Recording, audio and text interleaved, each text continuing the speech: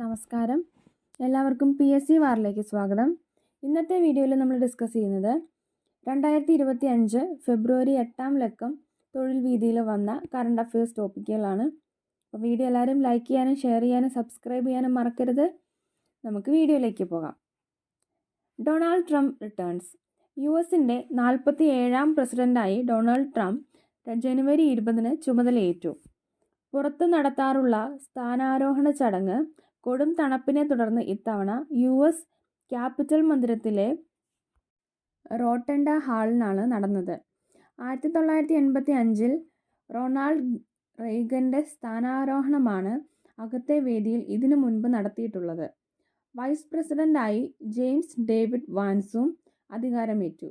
ഇന്ത്യയെ പ്രതിനിധീകരിച്ച് വിദേശകാര്യമന്ത്രി S. ജയശങ്കറാണ് സ്ഥാനാരോഹണ ചടങ്ങിൽ പങ്കെടുത്തത്.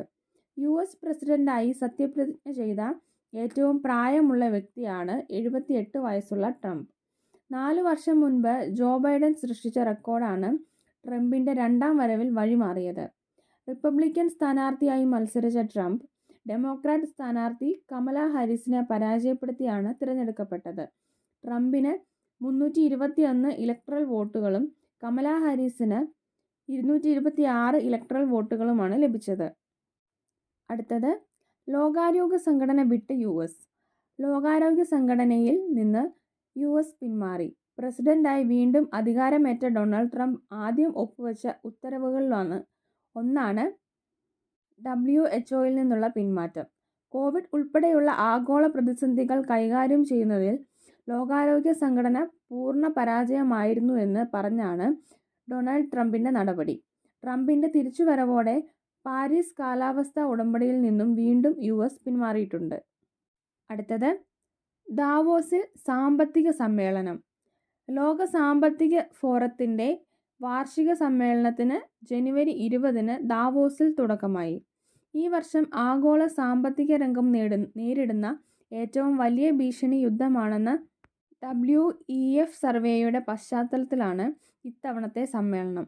ലോകത്തെ മികച്ച കോർപ്പറേറ്റ് എക്സിക്യൂട്ടീവുകളുടെ കൂട്ടായ്മയായ ലോക സാമ്പത്തിക ഫോറം 1971 ജനുവരി 24-ന് ജർമ്മൻ സാമ്പത്തിക വിദഗ്ധനും എഞ്ചിനീയറുമായ ക്ലോസ് ഷ്വാബാണ് സ്ഥാപിച്ചത്.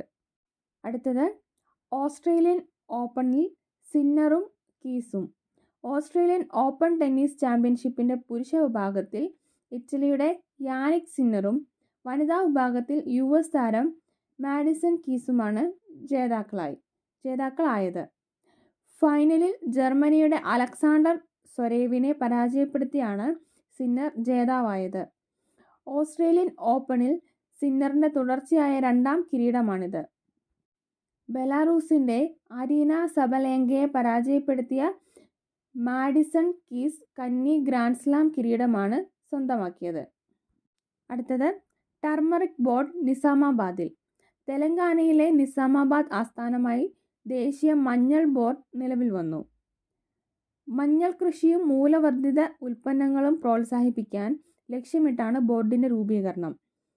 മഞ്ഞൾ ബോർഡിൻ്റെ പ്രഥമ അധ്യക്ഷനായി പല്ലേ ഗംഗ റെഡ്ഡിയെ നിയമിച്ചു. 3 വർഷത്തേക്കാണ് നിയമനം. ലോകമാകെയുള്ള മഞ്ഞൾ കൃഷിയുടെ 70% ഇന്ത്യയിലാണ്. അടുത്തത്, പവന് 60,000 കടന്ന് സ്വർണ്ണത്തിളക്കം. കേരളത്തിൽ 1 പവൻ സ്വർണത്തിൻ്റെ വില ചരിത്രത്തിൽ ആദ്യമായി ജനുവരി 22-ന് 60,000 രൂപ കടന്നു. കഴിഞ്ഞ ഒക്ടോബർ 31-ന് രേഖപ്പെടുത്തിയ ഗ്രാമിന് 7,455 രൂപ, പവന് 59,640 രൂപ എന്ന റെക്കോർഡാണ് ജനുവരി 22-ന് ഗ്രാമിന് 7,525 രൂപയും പവന് 60,200 രൂപയുമായി ഉയരത്തിലെത്തിയത്.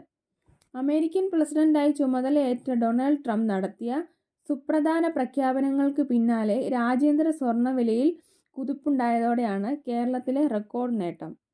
അടുത്തത്, ഇന്ത്യയുടെ റിപ്പബ്ലിക് ദിനാഘോഷം. ഇന്ത്യയുടെ 76-ാം റിപ്പബ്ലിക് ദിനാഘോഷ ചടങ്ങിന് ന്യൂഡൽഹിയിലെ കർത്തവ്യ പഥ് വേദിയായി. ഇന്തോനേഷ്യ പ്രസിഡന്റ് പ്രബോവോ സുബിയാന്തോ ഇത്തവണ മുഖ്യാതിഥിയായി. ഇത് 3-ാം തവണയാണ് ഇന്തോനേഷ്യയിൽ നിന്ന് റിപ്പബ്ലിക് ദിന പരേഡിന് അതിഥിയെത്തുന്നത്. 1950 ഇന്ത്യ ആദ്യമായി റിപ്പബ്ലിക് ദിനം ആഘോഷിക്കുമ്പോൾ ഇന്തോനേഷ്യൻ പ്രസിഡന്റ് സുകാർണോ ആയിരുന്നു പരേഡിലെ മുഖ്യാതിഥി. കഴിഞ്ഞ വർഷം ഫ്രഞ്ച് പ്രസിഡന്റ് ഇമ്മാനുവൽ മക്രോയായിരുന്നു മുഖ്യാതിഥി. അടുത്തത് ഏകദിനത്തിലെ ഉയർന്ന ഇന്ത്യൻ ടോട്ടൽ. രാജ്യാന്തര ഏകദിന ക്രിക്കറ്റിൽ ഇന്ത്യയുടെ ഉയർന്ന ടോട്ടലിനുള്ള റെക്കോർഡ് വനിതാ ടീം സ്വന്തമാക്കി.